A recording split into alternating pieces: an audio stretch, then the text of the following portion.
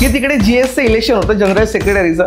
तर त्यासाठी इलेक्शनमध्ये मी उभा होतो आणि माझं चिन्ह होतं स्केल, पट्टी, लाईन मारण्यासाठी. Very good. तर म्हटलं आम्ही सुद्धा बेरीज वजाबाकी आणि समीकरण करतो. तुम्हाला म्हटलं हिटलर आणि जूनचं गॅस चेंबरचं गणित माहिती आहे का? त्याच्यामध्ये सुद्धा झालेले वजाबाकीचं समीकरण तुम्हाला माहिती असेल.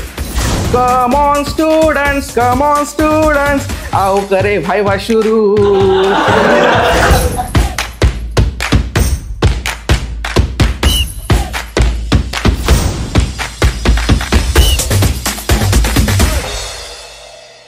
Hello students, sorry. Hello guys. By profession me professor असल्यामुळे स्टुडंट्स निघालं. अरे मी प्रोफेसर म्हटल्यानंतर पाठीमागे 2-3 जण उभे राहिलेत, please sit down. As a professor असल्यामुळे मला स्टँडअप कॉमेडी आणि टीचिंग दोघांमध्ये सिमिलॅरिटीज वाटतात. ही सिमिलॅरिटी काय असेल तर इकडे स्टँडअपमध्ये आम्ही तुम्हाला एंटरटेन करतो आणि टीचिंगमध्ये तुम्ही आम्हाला एंटरटेन करतो. बॅक बेंचर्स नोज वेल. तर ज्या वेळेला आम्ही टीचिंग प्रोफेशनमध्ये जातो तर त्याच्या आधी आम्हाला कॉलेजमध्ये ॲडमिशन घ्यावं लागतं BEdसाठी. बरोबर आहे. म्हणजे तुम्हाला टीचर बनण्याच्या आधी स्टुडंट व्हावं लागतं बेसिकली. तर त्यासाठी जसं आपण सगळेजण कॉलेजमध्ये ॲडमिशन घेतो, आपल्याला सगळ्यांना माहिती असेल ज्या कॉलेजमध्ये आपण ॲडमिशन घेतो किंवा ज्या कॉलेजमध्ये आपण ॲडमिशन घेतलं आहे ते कॉलेज आपल्याला सगळ्या जगातलं भारीतलं कॉलेज वाटतं. पण ज्या दिवशी आपल्या हातात डिग्री मिळते त्याच वेळेला तेच कॉलेज जगातलं सगळ्यात आपल्याला फालतू कॉलेज वाटत असतं. तर त्याचप्रमाणे तुम्हाला फॉर एक्झाम्पल सांगायचं तर IITsला सगळेजण डोक्यावर ठेवतात. IITच्या कॉलेजेसमध्ये जाणाऱ्या विद्यार्थ्याला सगळेजण डोक्यावर ठेवतात. परंतु जेव्हा तो मुलगा डिग्रीचं सर्टिफिकेट घेऊन बाहेर पडतो त्यावेळेला त्याला प्लेसमेंटमध्ये ज्या वेळेला यूट्यूब रिॲक्शन व्हिडिओज बनवावे लागतात त्यावेळेला तो त्याच कॉलेजला नावं ठेवत असतो.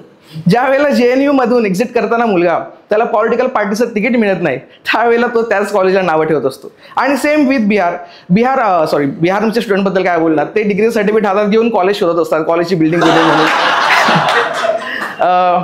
तर अशाच पद्धतीने मी सुद्धा कॉलेज ॲडमिशनसाठी गेलेलो. माझ्या कॉलेजचं नाव होतं सोमय्या कॉलेज. आणि माझ्या बाबतीमध्ये सगळं उलटं घडलं.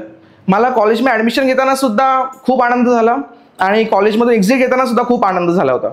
याचं रिझन होतं की तिकडे 80 स्टुडंट्सपैकी 76 मुली होत्या आणि फक्त 4 मुलं होते. आणि याच्यामध्ये अजून मजेचा भाग असा की तिकडे GSचं इलेक्शन होतं, जनरल सेक्रेटरीचं, आणि त्याच्या हाताखाली कॅबिनेट असते. तर त्यासाठी इलेक्शनमध्ये मी उभा होतो आणि माझं चिन्ह होतं स्केल, पट्टी. कोणाला सांगता येईल गेस की का असेल पट्टी? लाईन मारण्यासाठी. Very good. तर मी त्या GS इलेक्शनमध्ये उभा होतो. अल्टिमेटली GSचं इलेक्शन मी जिंकलो आणि त्यावेळेला 76 मुलींना हँडल करणं काय असतं मला फर्स्ट टाइम कळलं. सेकंड इयर कम्प्लीट होईपर्यंत स्वतः मी पॅड्स वगैरे घेण्यासाठी मी स्वतः जायचो मेडिकल्समध्ये. एवढं माझं परिवर्तन झालेलं होतं.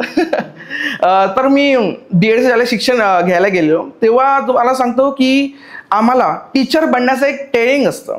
ठीक आहे. बरं, ट्रेनिंगमध्ये आम्हाला काय शिकवलं जातं की मुलांना कोणत्या इक्विपमेंट्सने मारलं जावं किंवा मग मुलांना ऑफ लेक्चरला कसं टॉर्चर केलं जावं याचं ट्रेनिंग दिलं जात नाही. ऑब्व्हियसली आम्हाला फिलॉसॉफी शिकवतात. फिलॉसॉफीज म्हणजे मुलांना कसं शिकवलं जावं. याचं बेस्ट एक्झाम्पल जर द्यायचं असेल तर ते म्हणजे तुम्ही कधी पाळीव प्राणी पाळला? कोणी पाळला? त्याला जसं तुम्ही पाळतात तर त्याच पद्धतीने आम्ही सुद्धा ट्रेनिंग घेत असतो. फॉर एक्झाम्पल समजा व्हॅक्सिन बनवायची तर ती पहिले माकडांवरती वगैरे टेस्ट केली जाते, मग ह्युमन्सवरती घेतात. तसं आम्ही सुद्धा जे तुमच्या मुलांवरती नियम वापरायचे ते पहिले आम्ही प्राण्यांवरती टेस्ट करतो, मग तुमच्यावरती करतो. तर एक स्किनर नावाचा एक फिलॉसॉफर आहे खूप मोठा. तर त्याने एक फिलॉसॉफी अशी मांडली जी आम्ही अभ्यासतो की एक उंदीर आहे आणि त्याला पिंजरात बंद केलं आहे आणि तिकडे एक बेल आहे. ती घंटा वाजवल्यानंतर आम्ही त्याला अन्न देतो खायला, तो उंदीर येतो, अन्न खाऊन जातो. परत दुसऱ्या दिवशी आम्ही बेल वाजवतो, परत अन्न ठेवतो, तो उंदीर येतो, अन्न खाऊन जातो. नंतर त्या उंदीराची कंडिशन अशी होते की जेव्हा बेल वाजते ना तेव्हा त्याला भूक लागते. हे सगळे प्रयोग तुमच्यावरती झालेले आहेत. फॉर एक्झाम्पल इथे मधली सुट्टी जर घंटा झाली तर तुम्हाला सगळ्यांना भूक लागली इकडे. तर अशा पद्धतीने आम्ही BEdचं टीचिंग पूर्ण केलं आणि त्याच्यानंतर ॲज अ प्रोफेसर म्हणून ज्यावेळेला आम्ही बाहेर आलो त्यावेळेला मी ॲज अ हिस्ट्रीचा प्रोफेसर आहे. त्यामुळे माझे जे बाकीचे कलिग्स आहेत ते आम्हाला नेहमी बोलतात की आम्ही मॅथ्समध्ये खूप मजा करतो. फॉर एक्झाम्पल आम्ही वजाबाकी, बेरीज किंवा मग आम्ही समीकरणं करत असतो. तर तुमच्यामध्ये तेवढी मजा नसते हिस्ट्रीच्या ह्याच्यामध्ये. तर म्हटलं आम्ही सुद्धा बेरीज, वजाबाकी आणि समीकरण करतो. तो म्हटलं कसं काय? तुम्हाला म्हटलं हिटलर आणि जूनचं गॅस चेंबरचं गणित माहिती आहे का? त्याच्यामध्ये सुद्धा झालेले वजाबाकीचं समीकरण तुम्हाला माहिती असेल. आमच्या ह्याच्यामध्ये प्रॉब्लेम हाच आहे की आम्ही एखादं वजाबाकी केलेली गोष्ट कधीच परत अधिक होऊ शकत नाही. तर अशा पद्धतीने आम्ही ॲज अ टीचिंग फील्डमध्ये आलो आहे. तर एक छोटंसं पॅरेडी सॉन्ग आहे जे मी लिहिलं आहे. लहान मुलांसाठी आम्ही शिकवत असतो ॲज अ BEdमध्ये आम्हाला तेच ट्रेनिंग मिळतं. तर त्याच्यामुळे शिनचॅनचं जे गाणं आहे तर त्या शिनचॅनच्याच गाण्यावरती पॅरेडी आहे.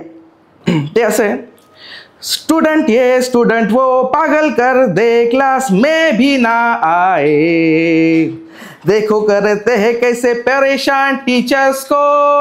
ओ स्टूडेंट मेरा प्रोफेशन टीचिंग है, मैं नॉलेज से भरा, मास बंक में मैं अभी खाली बेंच को पढ़ा रहा.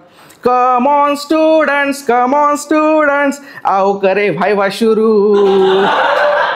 जोर से बोले सुना नहीं दे रे आंसर्स, देखो सबको 0 दूर. कभी हम पढ़ाते हैं कभी हम चिल्लाते हैं, हर स्टूडेंट बेकाबू. रोज हम लाते हैं नए नए क्वेश्चंस, एग्जाम में याद आएंगे टीचर्स. Thank you.